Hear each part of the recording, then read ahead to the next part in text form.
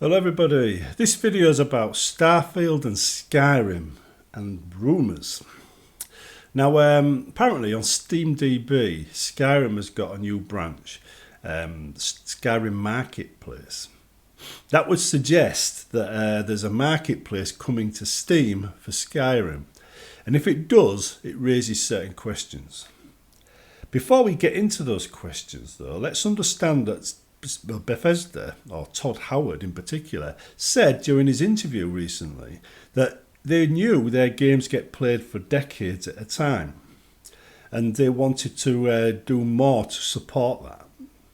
Now, if you think about it, right, how do you continue making money off an older game, right, where Bethesda can literally use that money to fund more updates, so they can literally pay for what they're planning to do? How do you do that? Now, Elder Scrolls Online started doing it with their DLCs. The Creation Club did it with its DLCs.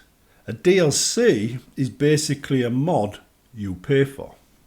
Once you pay for a mod, it goes from amateur to professional, from mod to DLC, but it's the same thing. Now, if you're looking at the Elder Scrolls Online page, you'll see there's quests in there, there's skins, there's pets, there's a lot of different stuff in there. But you look at the Creation Club, it's skins, weapons, skins, player homes.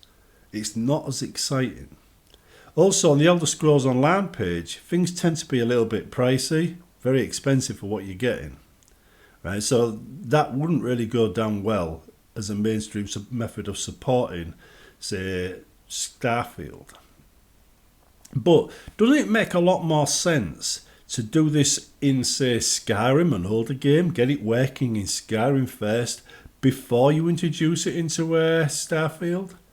Doesn't it make more sense to have, Skyrim playtest it to make sure it goes down well before you condemn a brand new game to suffer from its deficiencies? I think it does. This is what I think it's going to do. I think they're going to introduce a marketplace for Skyrim, and then we're going to see it in Starfield. I don't think in Starfield we'll get it straight away. I think Starfield will have it added later after the game's released, after it's been patched a few times. So we won't see, say, marketplace immediately for Starfield. That'll be coming further down the line. Round about the same time we start hearing talk about creation kits for Starfield, about mods and DLCs. And about that time, I think we'll start seeing this marketplace appearing for Starfield. That's my guess. That's what I would expect. In the meantime, we get to see it in action on Skyrim. See, Skyrim will show us what it's going to be like. It'll be a test bed. It probably will support it until the next Elder Scrolls game. But it'll be there as a way of making sure they can get it working. So when they launch Starfield and introduce it to that, it's ready to roll and fully effective. This way they don't condemn the old game or the new games or suffer from the old game's deficiencies. It makes a lot of sense if you think about it. The trouble we've got is the current system on the Creation Club is all skins. It's stuff that people don't really rate that highly. It doesn't do much for the game. But I mean, I've always said, if Bethesda wanted to learn something from the modding community, they can make their own mods. Official mods would go down well. But they're still not doing that, are they? Modders are doing it, and they're kind of like, just selling them, right? I think what they should do, they should have modding teams. I know they're going down that road now. I know they've hired a load of modders to do this, but they're only producing skins and nonsense stuff. They need to have modding teams that produce things like Far Harbour, like Shivering Isles, this kind of thing. That's what they should be focused on. Future updates like that just go on into the future. That's what people want. That is what they expect from the Creation Club, not a skin for, Pip-Boy. So if they do go down that road, and they do understand that people want quests and want things to do in the game, things that expand the game, then in theory, right, they could keep on generating more and more funds for a game well into the future, doing the ESO kind of model when they release an update, and add various lands that way. They don't have to release a brand new game. They can release cities, Mournhold, Vanderfell was it, and all that lot. another Dragonborn DLC, you know, with not Somerset, Solstheim on it. There's an awful lot of things they could do. There's a lot of directions they could take it in if they're willing to commit to it. Now, they're going to have a steady funding stream coming in from this. That would pay for it. That would pay for this. Every year they could release a new DLC, keep a game alive for a long time. People keep coming back to it, you know. They would be selling this game in a lot more numbers than they currently do. Right now, for example, as I record this, the original Skyrim still has 4,900 players playing it on Steam. God knows how many the new version has playing on it. But it's still a lot for a game that was released a long time ago and has been updated several times and is no longer using that version. So it would be worth it. I mean, if you imagine Oblivion getting the same kind of treatment, you know, where they added any important realms to the Oblivion thing, you know, it's like you know, not just the Oblivion gates, but other realms. You could have a lot of fun. That was a major part of the Elder Scrolls Online.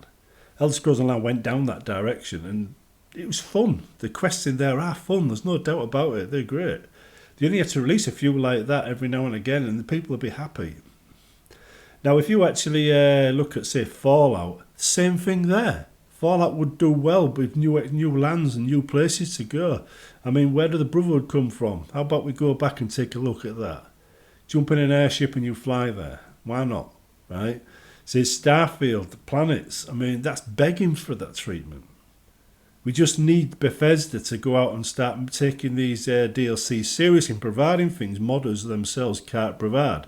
I mean, I know I can provide the content I'm just talking about. I know I can provide those quest mod things. But let's be honest here, there's very few of us who can. And there's usually big teams working on it for 5 or 6 years. And I do it on my own. So I do it on my own in 3 months.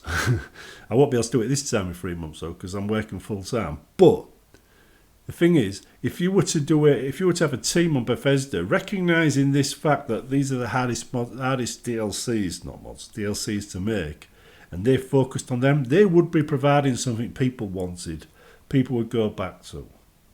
Now, if we actually look at the Pokemon effect, you've got to collect them all, some people feel the need to buy everything. Fact is, though, you don't need to buy everything, right? This is it's kind of like saying, I don't like that site, but I'm going on the site to get the mod anyway. Like they used to do on my site, you know. It's a lack of discipline on the part of the player.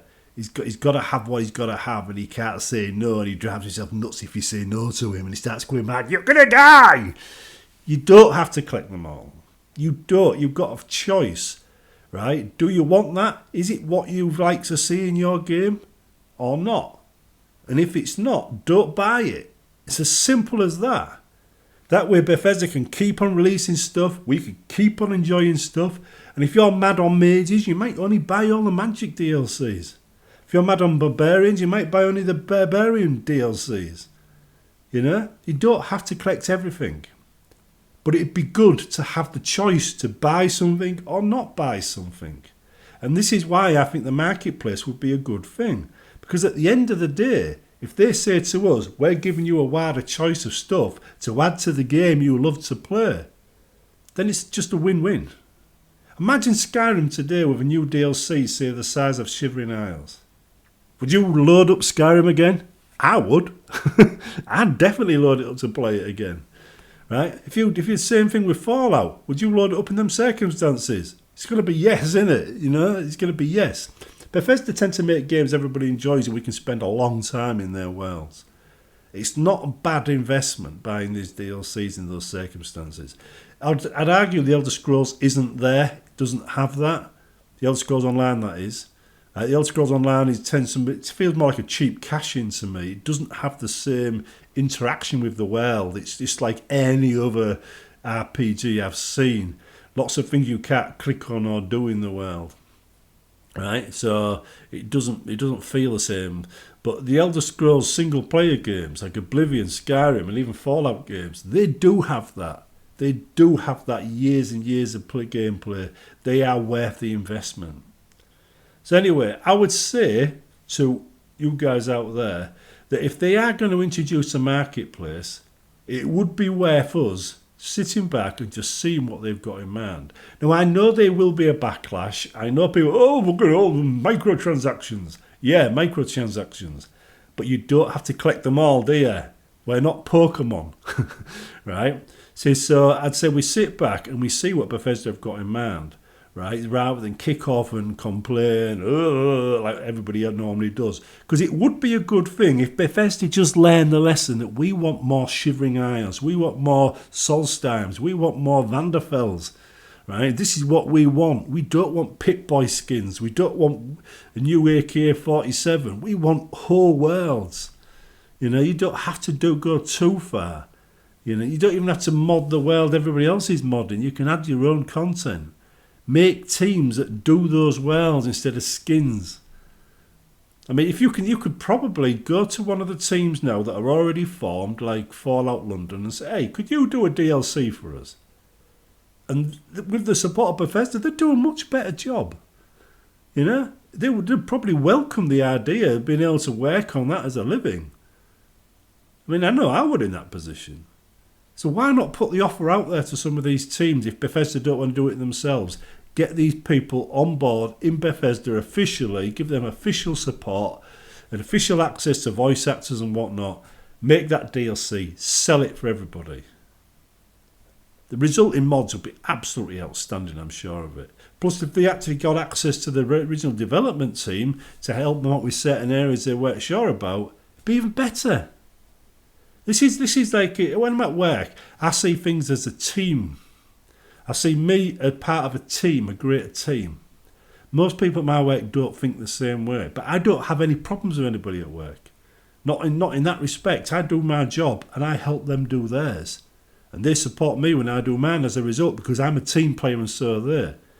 Greater things happen when you're on the same team. If Bethesda do the same thing with these modding teams, if they bring them on board and say, we want you to create a new Shivering Isles for us, then that would be a step up from modding. It should produce a much, much better product at the end of the day. Because right now, modders don't have any support other than what they bring in. They're doing it themselves, off their own back, on their own finances. But if Bethesda put money into it, you see where I'm going? Anyway, let me know what you think in the comments below. Like, subscribe, and see you in the next one.